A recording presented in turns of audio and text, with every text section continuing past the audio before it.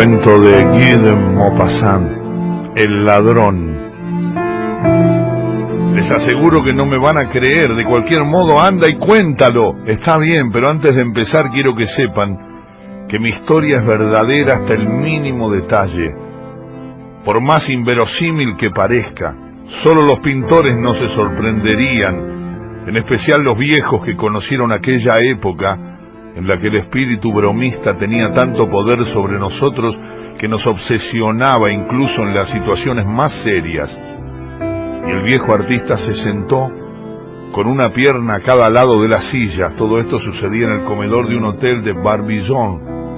Bueno, pues, continuó, esa noche habíamos cenado en la casa del pobre Soriel, que ya murió y que era el más apasionado de nuestro grupo. Éramos tres, Soriel, yo y Le Poitevin. Me parece recordar que era Le Poitevin, aunque no me atrevería a afirmar que el tercero fuera él. Me refiero, como se habrán dado cuenta, a Eugène Le Poitevin. El marino también ha muerto, y no al paisajista que vive y sigue siendo tan talentoso como siempre. Decir que cenábamos en casa de Soriel significa que estábamos borrachos. El único que se mantenía lúcido era Le Poitevin. Un poco mareado, sí, pero consciente al fin y al cabo. Éramos jóvenes en esa época.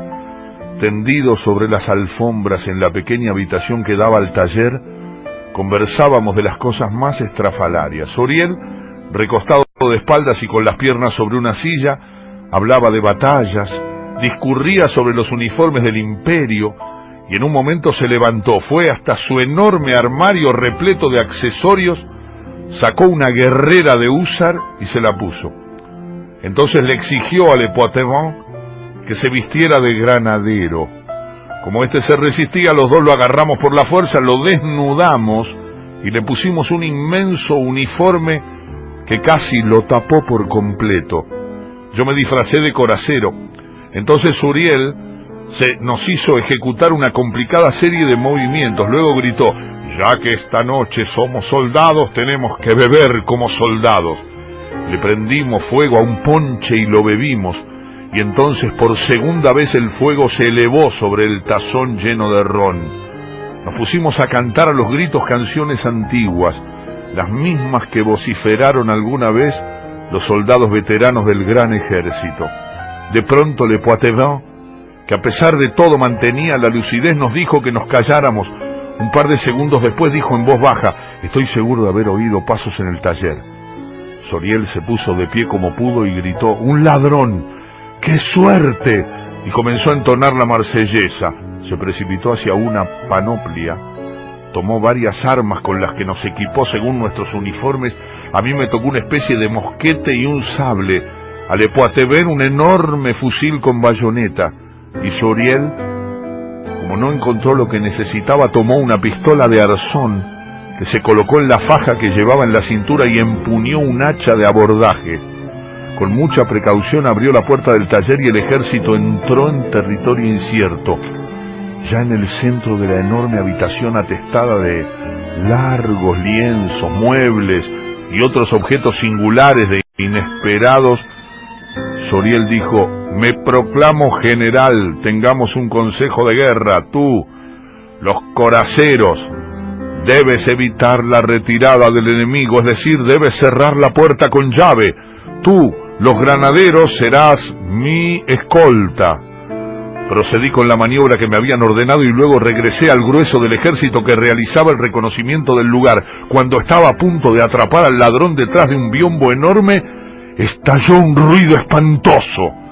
Me levanté con la vela siempre en la mano. Le Poitevin acababa de atravesar con la bayoneta el pecho de un maniquí, al que Soriel le destrozó la cabeza a hachazos. Tras reconocer el error, el general dijo: seamos prudentes, y continuamos con la operación. Después de 20 minutos de registrar hasta el último rincón del taller sin el menor éxito, a Le Poitevin se le ocurrió abrir el enorme armario. Era profundo y oscuro. Levanté el brazo para iluminarlo con la vela y retrocedí estupefacto. Había un hombre allí, un hombre de carne y hueso que me miraba. De inmediato volví a cerrar la puerta del armario, di 2 vueltas a la llave y celebramos un nuevo consejo. Las opiniones fueron dispares. Suriel quería ahogar al ladrón con humo. Le Poitvin decía que lo mejor era matarlo de hambre. Por mi parte propuse volar el armario con pólvora. Al final prevaleció la idea de Le Poitvin. Decía que lo mejor era matarlo de hambre. Y mientras montaba guardia con su enorme fusil, los demás fuimos a buscar nuestras pipas y lo que quedaba del ponche. Nos instalamos pues frente a la puerta cerrada y bebimos a la salud de nuestro prisionero, el ladrón. Media hora después Suriel dijo: no importa, me gustaría verlo de cerca, ¿qué tal si lo sacamos a la fuerza? Exclamé: muy bien. Nos lanzamos sobre las armas, abrimos la puerta y Suriel, brandiendo la pistola de arzón descargada, fue el primero en acercarse. Lo seguimos, dando gritos. Fue un espantoso estrépito en la sombra. 5 minutos después de una lucha increíble, sacamos de la oscuridad a una especie de viejo bandido, canoso, mugriento y vestido con harapos.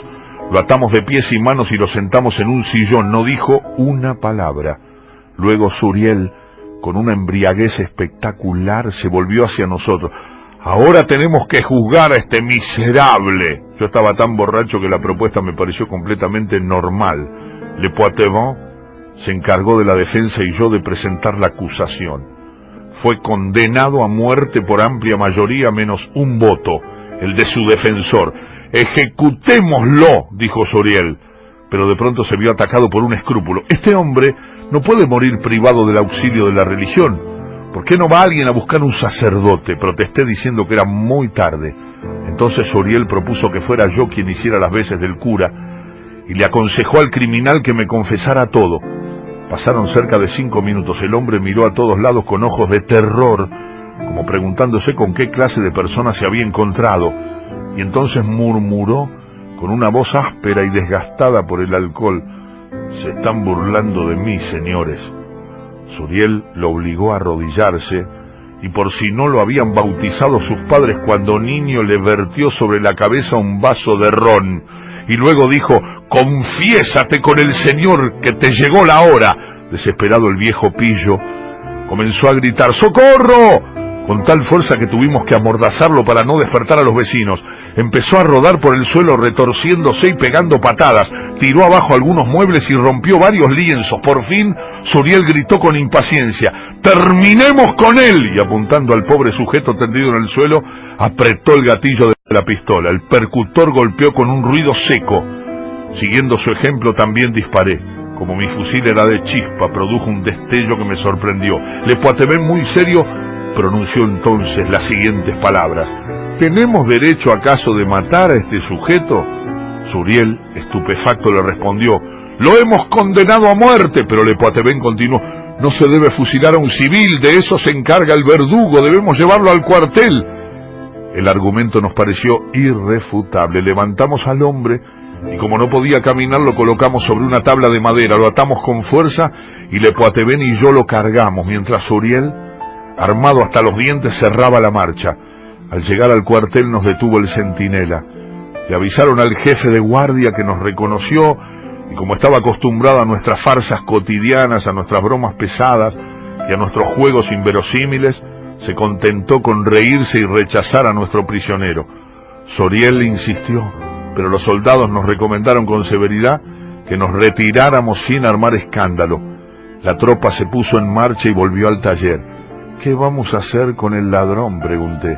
Le Poitvin, conmovido, dijo que sin duda estaba muy cansado el pobre.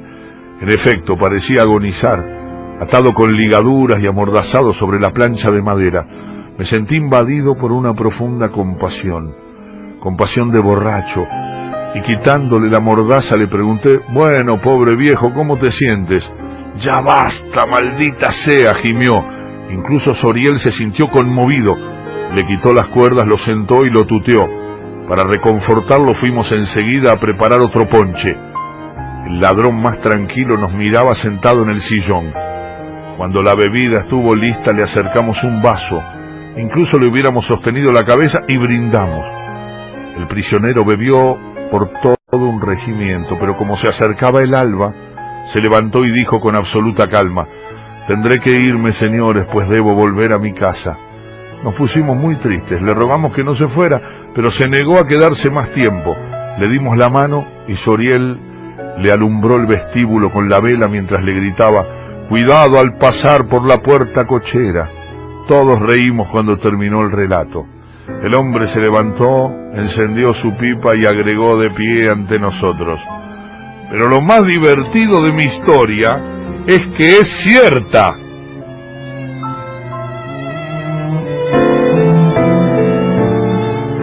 Este cuento de Guy de Maupassant fue escrito el 21 de junio de 1882 y pertenece a un escritor extraordinariamente prolífico, un maestro del cuento.